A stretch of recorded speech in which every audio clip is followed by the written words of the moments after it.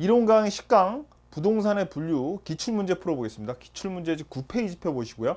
1번 토지 관련 용어의 설명으로 옳게 연결된 것은 기억번 소유권이 인정되지 않은 바다와 육지 사이의 해변 토지.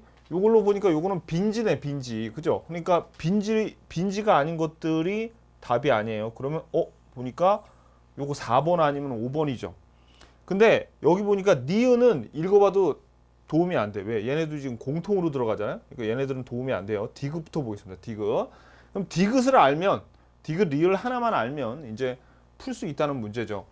택지 내에서 공업지역이 상업지역으로 용도가 택지 내에서 용도가 전환되면 이행지. 그러니까 답이 그냥 4번 딱 나왔네. 요거 두 개만 읽고, 그죠? 임지, 농지, 택지 지역, 요 용도 지역 상호 간에 전환되고 있는 토지래. 여기서 중요한 건 전환되고 있는 토지 이행지, 전환되고 있는 토지 후보지입니다. 요거 조심하셔야 돼. 그래서 요거 답이 4번이고, 니은도 한번 볼까요? 택지 경계가 인접한 경사된 토지로 사실상 사용이 불가능한 토지. 경사졌어. 사실상 사용이 불가능해. 법지죠. 자, 그래서 답은 4번입니다. 2번 토지는 사용하는 상황이나 관계에 따라 다양하게 불리는 바 토지 관련 용어의 설명으로 틀린 것은. 자, 그럼 여기 보면 우리가 요 환지라던가 요 채비지 같은 경우에는 우리가 공법 시간에 배우거나요, 아니면 우리 뒤에도 이제 나중에 우리 개발론에서 나오는데, 여러분들이 요 두 개를 1차만 준비하셔서 모른다 하더라도 보세요. 1번을 읽어봤더니 모르겠어. 그래도 2번부터 한번 볼게요. 토지와 도로 등 경계 사이의 경사진 부분 토지를 법지라고 하죠. 이건 알잖아요. 그죠? 2번 고압 송전 선로 아래에 토지를 선화지라고 한다. 이것도 알고. 4번 소유권이 인정되지 않은 바다 육지 사이의 해변 토지를 포락지라고 하지 않죠. 이건 빈지라고 하죠. 빈지. 그죠? 그래서 답이 4번입니다. 그러니까 1번과 5번을 모르더라도, 그러니까 여러분들이 특히 공인중개사 시험에 전혀 우리가 보지도 않는 또는 생소한 지문들이 이제 있을 수 있습니다. 뭐 2차 공부하시고 그다음에 1회독 하신 분들은 이걸 다 알겠지만, 혹시 모르더라도 여러분들이 다 풀 수 있으니까 나머지 아는 지문을 철저하게 분석을 해가지고 그거를 제거하다 보면 답이 나와요. 한두 개 모르더라도 그런 경우가 되게 많습니다. 그러니까 끝까지 이 문제 중에서 모르는 지문이 1번에 있더라도 당황하지 마시고 문제를 끝까지 잘 풀어보셔야 돼요. 자, 나머지도 읽어보자고요. 도시개발 사업에 소요된 비용과 공공용지를 제외한 후 도시개발 사업 전 토지의 위치, 지목, 면적 등을 고려해서 토지 소유자에게 제공비한 토지 환지라고 하고, 그 다음에 이 비용에, 도시개발 사업의 비용에 충당하는 게 바로 채비지입니다. 채비지. 답은 4번이에요. 3번 토지 관련 용어의 설명으로 틀린 것은 1번 택지 지역 내에서 주거 지역이 상업 지역으로 용도 변경이 진행되고 있는 토지를 이행지를 한다. 자, 용도 지역 내에서 용도 변경이 진행이 된대요. 용도 지역 상호 간의 용도가 변하는 것은 후보지고, 용도 지역 내에서 용도 변경이 진행되고 있어야 돼. 토지를 이행지라고 하죠. 맞고요. 2번 필지는 등록 단위, 획지는 가격 수준이 비슷한 일단의 토지. 다 맞죠? 4번 나지는 건부지 중 건폐율 용적률의 제한으로 건물을 짓지 않고 남겨준 토지. 아니죠. 이거는 공지입니다. 공지. 나지는 건물이 없고 그 다음에 또 사법상 제한을 받지 않는 토지죠. 나지. 그러니까 답이 4번이네요.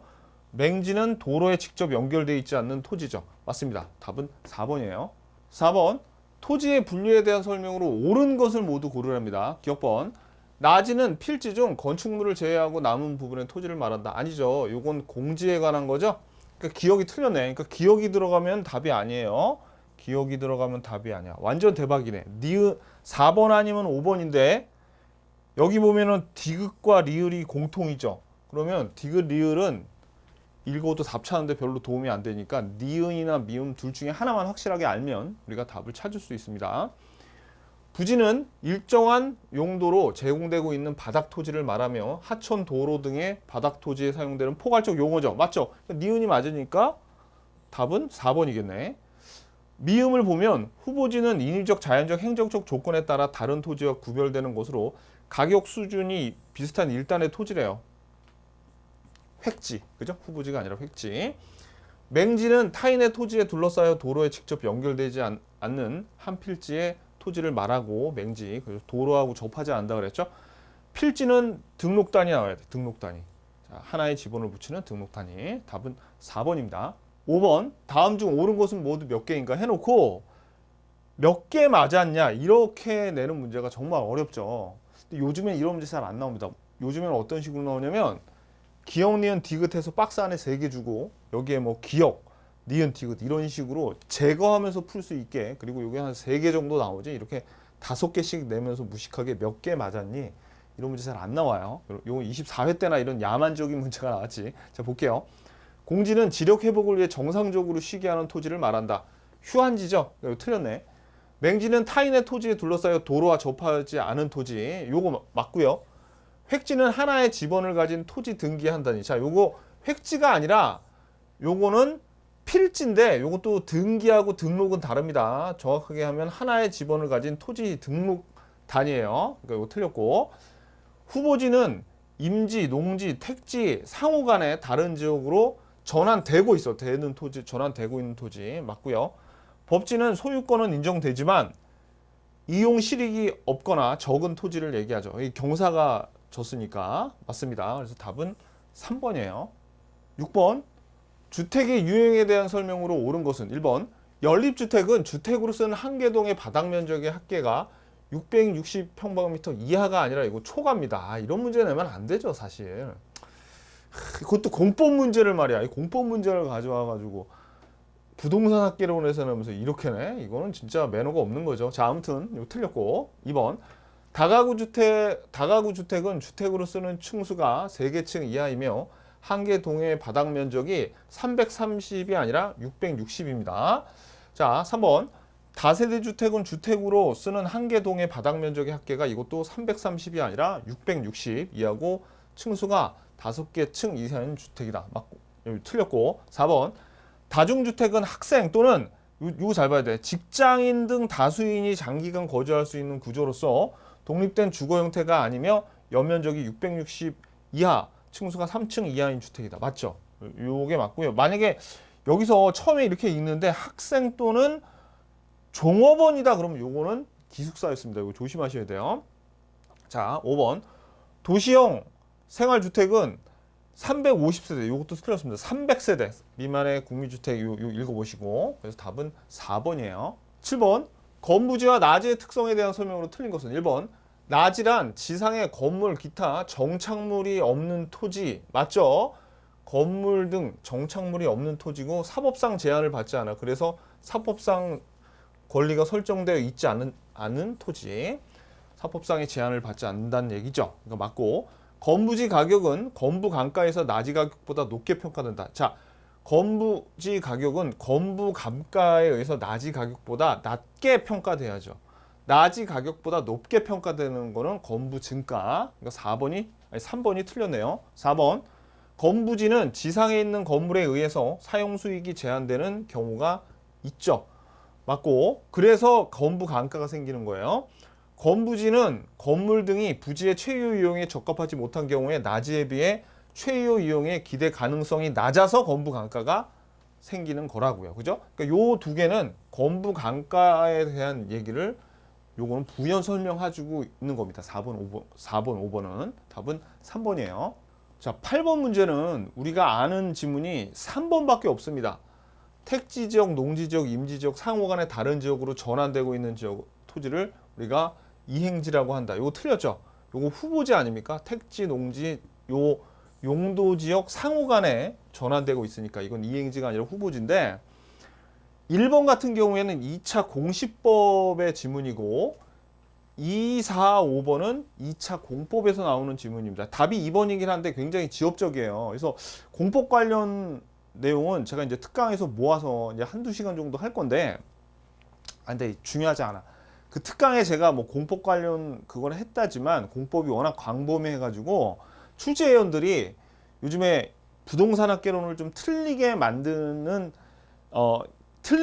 이거 하나 틀려 하고 낼 때 공법 문제를 막 끌어다가 냅니다. 근데 못 맞춰요, 이런 거는. 심지어 2차를 공부하신 분들도 이 가령 이런 공법 지문들이 2교시에 공법에 나왔으면 쉽게 풀 수 있는데 여러분들의 머리는 지금 1교시 부동산학 개론을 막 풀려고 하는데 2차에 지문들이 나오죠. 그럼 쉬운 문제도 잘 못 풉니다. 이거 맞추기가 되게 까다로워요. 그러니까 이거는 그냥 8번은 답이 2번이지만 전혀 중요하지 않습니다. 그러니까 넘어가시고 9번 다음 법률적 요건을 모두 갖춘 주택은 한 개 동의 주택으로 쓰이는 바닥 면적 합계가 660 이하이고 주택으로 쓰는 층수가 3개층 이하일 것.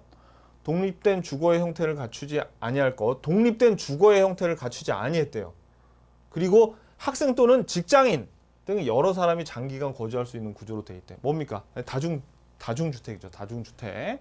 요거 조심하셔야 돼. 아까도 말씀드렸지만 요 학생 또는 직장인이지 학생 또는 기업의 종업원 이렇게 나오면 기숙사예요. 요거 답은 2번이에요. 10번 이용 상태에 따른 토지 용어의 설명으로 틀린 것은 1번 부지는 도로 부지, 하천 부지와 같이 일정한 용도로 이용되는 토지를 말한다. 맞고요. 2번 선화지는 고압선 아래의 토지로 이용 및 거래 제한을 받는 경우가 많죠. 3번 맹지는 도로에 직접 연결되지 않는 한 필지의 토지. 맞고요. 후보지는 임지, 농지, 택지 지역 상호 간에 다른 지역으로 전환되고 있는 어느 지역의 토지가 맞습니다. 5번 빈지는 물에 의한 침식으로 인해 수면 아래로 잠기거나 하천으로 변한 토지. 이건 빈지가 아니라 뭡니까? 포락지죠. 포락지 굉장히 시험에 잘 나와요. 답은 5번입니다.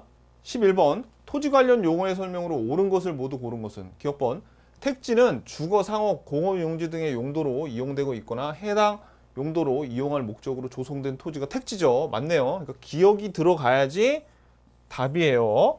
그러니까 3번하고 4번은 기억이 없어서 답이 아니네.